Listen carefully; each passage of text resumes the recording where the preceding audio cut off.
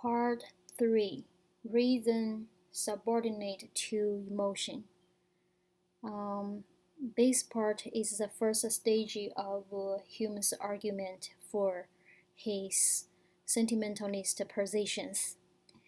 In this part, he constructs a very strong argument against the rationalist view of moral philosophy. At the beginning of his writing here, he mentions that in the history of Western philosophy, there is a long-standing tradition that most philosophers believe that humans are rational creatures and we are able to regulate our actions by reason. And if there is any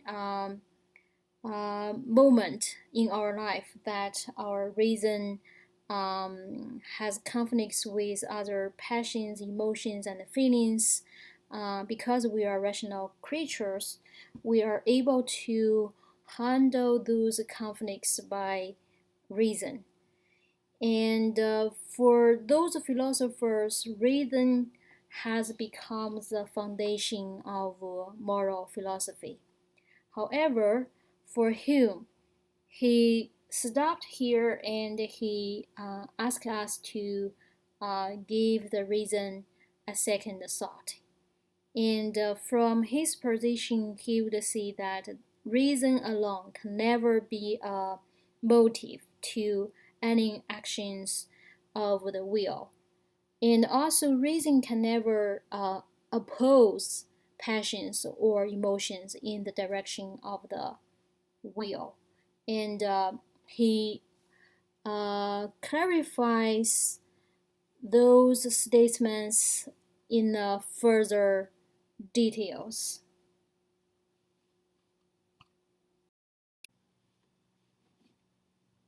For Hume, there seems to be a boundary between the world of ideas and the world of actions.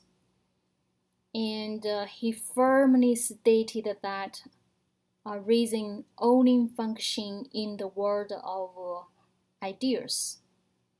It cannot penetrate the boundary to the other side of the world of actions. That is to say, reason does help us to understand 2 plus 2 is equal to 4, or to help us to understand the geometry. For example, the definition of a circle is a closed shape consisting of all points at a given distance to its center. However, so in his own words, abstract reasoning never influences any of our actions, but only directs our judgment concerning causes and effects.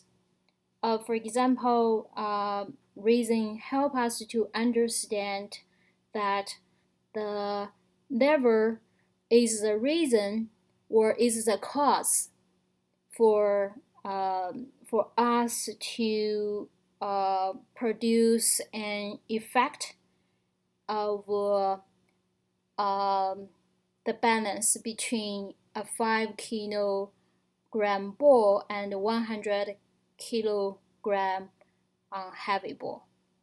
But reason can never motivate us to actually utilize a lever to do that sort of experiment. It is something else, or we could say it is our will for us to make the real action to happen. So, if reason alone cannot motivate us to actions, to real actions, it must be our feelings, which include our pleasures and pains that motivate us to real action. For example, if I feel an exam, I feel pain, right? So I will, after that, motivate myself to work harder to avoid the pain. Or if I exercise, I feel pleasure, then I will motivate myself to exercise more. So now you could see the aversion or propensity arises from pain and pleasures. So for aversion or propensity, we could also see that they are just different types of desires, right? Um, for Hume, he divided our desires into two types. So the first type are the common desires, and the other types are well-known emotions. For common desires, he believes that our general appetite to good and aversion to evil, and also our benevolence and our love of life, or our kindness to children are common desires. And according to Hume, common desires produce very little emotion in the mind.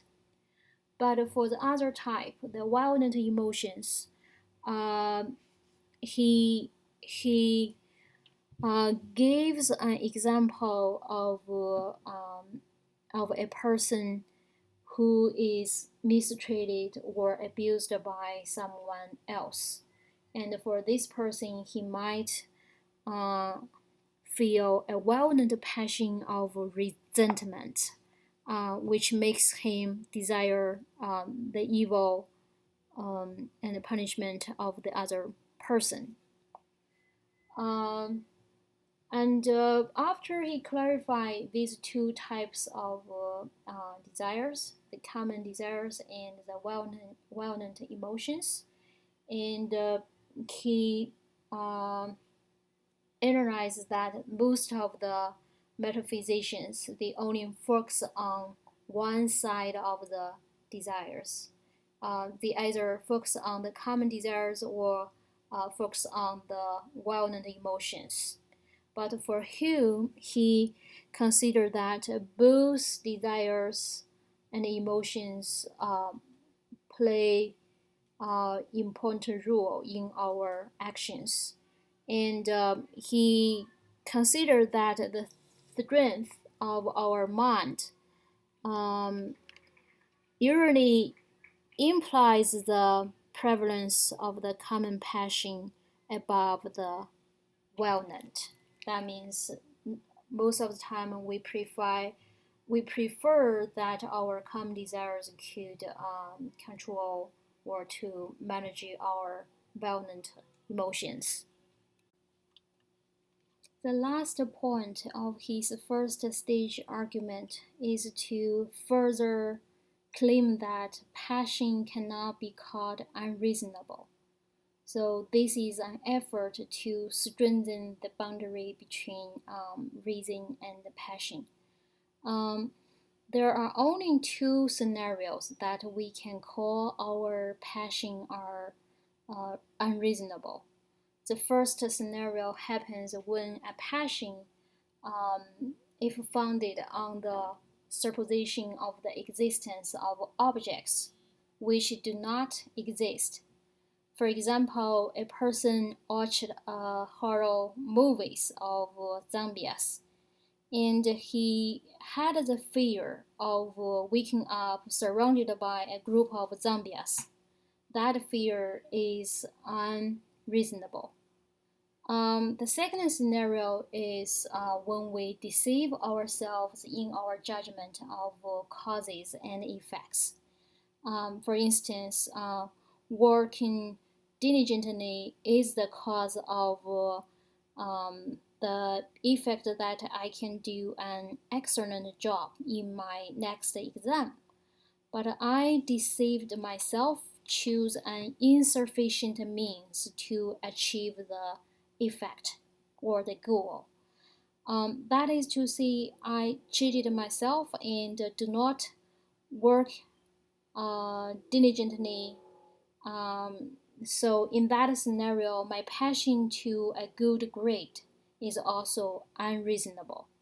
So except these two scenarios, we cannot call our passion unreasonable. So after this explanation here, Hume actually um, separate reason and passion into two absolutely different spheres.